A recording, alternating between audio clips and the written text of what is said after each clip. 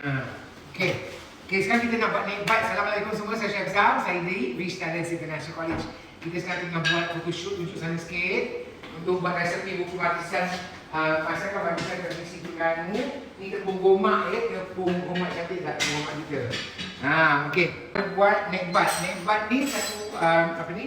Makanan kawaran mak saya dulu suka sangat naik bike ni, tapi hanya boleh didapati biasanya di bulan Ramadan.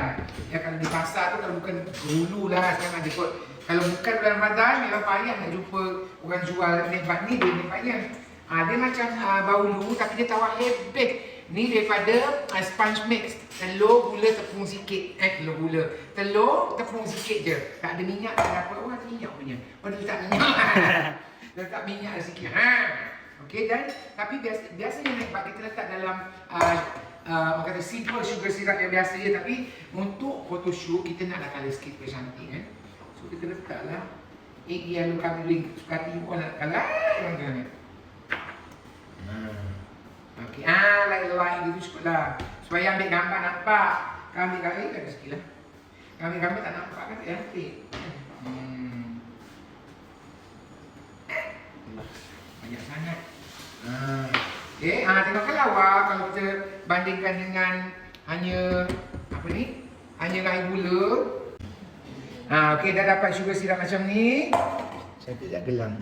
Gelang main foto. Okey, ini lepas tu kita letak je. Letak. Kena. Allahu Akbar. Enggak pasal tangan. Pasal tangan lekat habis dah. Okey, jom kita just letak je. Dia akan serap all the sugar syrup ni masuk ke dalam. This is a very simple, this is very eggy bau. Lepas tu kita tutuplah api. Tutup. Tutup api sini nak tengok sikit. Dapur apa kita pakai kat Rich Talents? Smack induction. Thank you my kids. Thank you. Lepas tu, itu je lah tengok. Tapi bila dah masuk dalam sugar syrup ni, jangan digodek.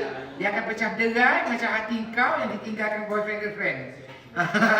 Hancur remuk redam. Jangan digodek-godek, biar dia sedap je. Selesailah cerita naik bike. Itu je. Dekat sikit. Ni arwah mak saya suka sangat ni. Allah. Orang tua memang suka naik bike.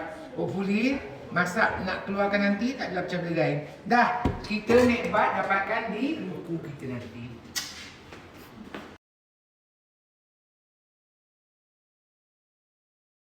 Rich Talents.